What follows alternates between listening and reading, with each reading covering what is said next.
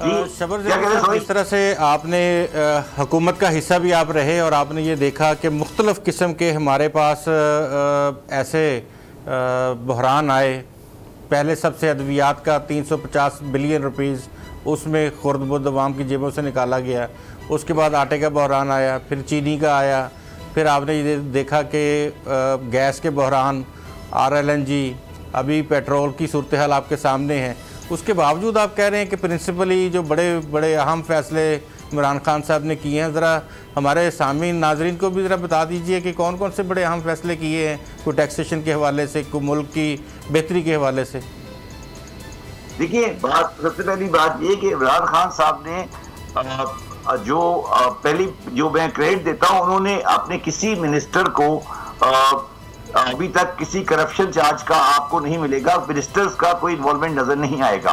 और उन्होंने जहां पर देखा कि मिनिस्टर ये आपको मानना माफ कीजिएगा, ये चीनी का सारा बहरान शबर जदी साहब, चीनी का सारा बहरान सवाए चीनी के बहरान में हुकूमती वुज़रा की मिलों के और तो कोई नहीं है। मुझे बात कंप्लीट करने देना जी। मैं कह रहा हूँ कि इमरान खान साहब का सबसे बड़ा सपोर्ट जो था वो जहांगीर तरीन साहब थे, मगर इमरान खान साहब का अपना ख्याल था, मेरा ख्याल नहीं था, मैं भी कहता हूँ इमरान साहब का ख्याल था कि जहांगीर तरीन साहब शुगर पे इन्वॉल्व है। इमरान खान साहब ने उनसे ताल्लुकात तोड़े, खत्म किया, जो उनके लिए बड़ा पॉलिटिकल सेटबैक था। ये बहुत बड़ा फैसला है, ये एक आम आदमी नहीं कर सकता, ये बहुत बड़ा फैसला है। दूसरा फैसला इमरान खान साहब ने जो किया वो ये किया कि उन्होंने इंपोर्ट को कट डाउन किया और इंपोर्ट की प्राइसेस को नीचे लाए, वो इंपोर्ट की वॉल्यूम को नीचे लाए। एक्सपोर्ट के लिए उन्होंने काम करना शुरू किया। देखिए, आप एक बात को रियलाइज नहीं कर रहे, आप लोग जिस जगह बैठे, मैं और जगह बैठा हूं। पाकिस्तान में दिसंबर 2000 और जून 2021 की जितनी भी कंपनियों के अकाउंट्स आए हैं, उन सब ने अपने प्रॉफिट से दुगना कमाया है लास्ट ईयर से। गवर्नमेंट की नालायकी ये है कि वो अपनी अच्छी चीज को पब्लिक के सामने नहीं ला पा रही है, और जो खराबी है उसको इतना प्रोपगेट कर रही है कि वो आगे चल रही है। RLNG का जो आप बात कर रहे हैं, मैं RLNG की बात कर रहे हैं, जो आप बात कर रहे हैं बाकी चीजों की, एनर्जी की इकोनॉमिक्स पे इमरान खान साहब ने खराब नहीं किया। एनर्जी की इकोनॉमिक्स हमें बहुत पुरानी खराब हो चुकी है। अच्छा, लेकिन इमरान खान के साथ ये बताएं शबर साहब, अब सिर्फ पेट्रोल का रोना नहीं है। डॉलर जो है, एक तरफ कहा जाता है जी डॉलर इतना ऊपर चला गया, डॉलर ही नीचे आ जाता तो हम शायद पेट्रोल उतना ना, यानी अब 170 का जितना का खरीदेंगे, अगर डॉलर 150 पे आ जाए तो हमें उतना 150 में पेट्रोल मिल जाएगा। मगर अब चीनी का भी एक बहरान आया, इमरान खान साहब ने नोटिस दिया, जिसका आप जिक्र कर रहे हैं कि जी जहांगीर तरीन को निकाल दिया, उसका तो उल्टा असर हो गया।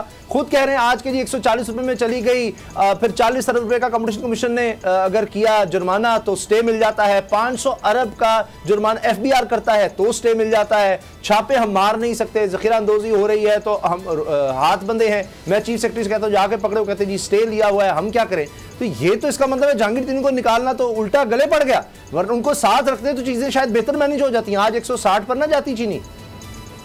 देखिए, मेरी बात सुने, चीनी के मैं यही तो कह रहा हूं, इमरान खान साहब का जहां पे उन्होंने कंप्रोमाइज किया है, जो कंप्रोमाइज किया है, मैं आपके सामने कहता हूं, वो कंप्रोमाइज किया है उन्होंने ट्रेडर्स और आड़ती और दरमियान के मिडिलमैन माफिया के साथ उन्होंने कंप्रोमाइज किया है। उससे वो हाथ नहीं डाल रहे हैं और इनको ये अंदाजा नहीं हो रहा है कि ये जो ट्रेडर और ये आड़ती माफिया है, ये उनका वोटर कभी भी नहीं रहा, और वो उनको हर 6 महीने बाद ब्लैकमेल करता है। कोई ना कोई ये माशी बहरान नहीं है, ये मार्केट का बहरान है। चीनी में मार्केट का बहरान आ रहा है।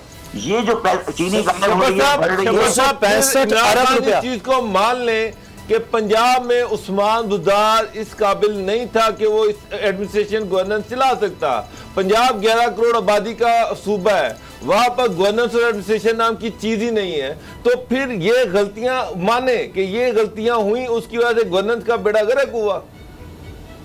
नहीं, मैं तो देखिए, मैं आपकी बात मान रहा हूं, मैं एक अर्ज करने की कोशिश कर रहा हूं कि जो चीनी का इशू है उसमें पहले मैंने पहले भी कहा, मैं तो पहले भी एग्री नहीं कर रहा था कि जो जिस तरह से आपने चीनी कमीशन पे बात की, मैंने आप रिकॉर्ड पढ़ोगे, मैंने कहा था कि ये इंक्वायरी गलत है।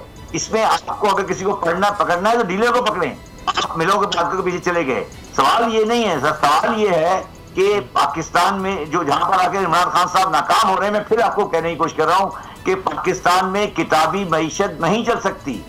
आप मईशत को किताब की शक्ल में चलाने की कोशिश कर रहे हैं। आप इंग्लिश बोल रहे हैं, इंग्लिश बोल के मईशत नहीं चलती, ये पाकिस्तान की मईशत बाजारों, थानों पर और मार्केटों में चलती है। इमरान खान साहब और पाकिस्तान। शब्बर साहब, एक दूसरी तरफ अगर आए, अभी बाबर साहब ने जो बात की ना उस्मान बुज़दार साहब की, उनको तो आज उन्होंने कह दिया बुज़दार साहब को कि अगर तुम पर तो कोई तनकीद करता है तो उसको जवाब दो कि हम 3 साल नहीं, हम तो 5 साल के लिए आए हैं। 5 साल बाद हमसे पूछिएगा कि हमने लोगों को रिलीफ दिया नहीं दिया, तो 2 साल मजीद लोग बर्दाश्त नहीं कर सकते।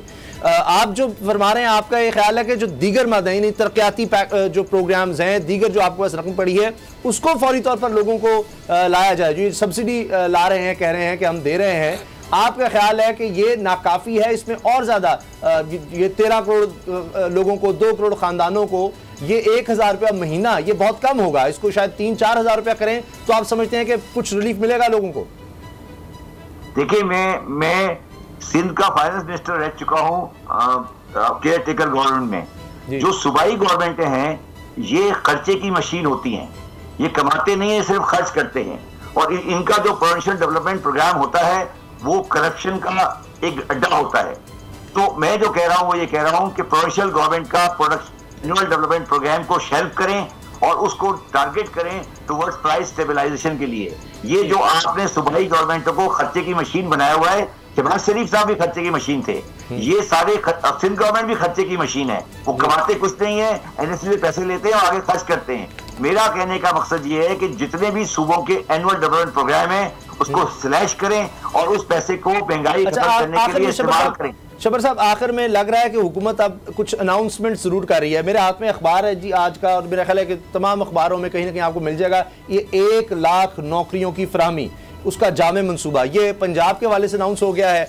गौहर एजाज साहब जो पैटर्न चीफ हैं एप्टमा के टेक्सटाइल एसोसिएशन के, उनका देख रहा था मैं एक चैनल पर प्रोग्राम में उनका बयान। वो कह रहे थे कि जी मैंने इतनी ज़िंदगी में इतनी टेक्सटाइल इंडस्ट्री लगती नहीं देखी, 100 आ रहे हैं, इसलिए ये सीमेंट और महंगा हो गया स्टील, और एक यूनिट 5 अरब रुपए का है। हम 30 लाख नौकरियां तो टेक्सटाइल में पैदा होने लगी हैं, तकरीबन 50 लाख नौकरियां कहने ओवरऑल मैं देख रहा हूँ, क्योंकि सीमेंट और स्टील सेक्टर आगे बढ़ रहा है। तो क्या ये बातें दुरुस्त हैं कि लोगों को रोजगार इस तरह मिल जाए अगर, तो फिर तो वाकई फिर कहेंगे जी ये महंगाई के असर से शायद लोग निकल सकें, मुकाबला कर सकें। लेकिन क्या वाकई दुरुस्त है 100 यूनिट लग रहे हैं जी टेक्सटाइल के?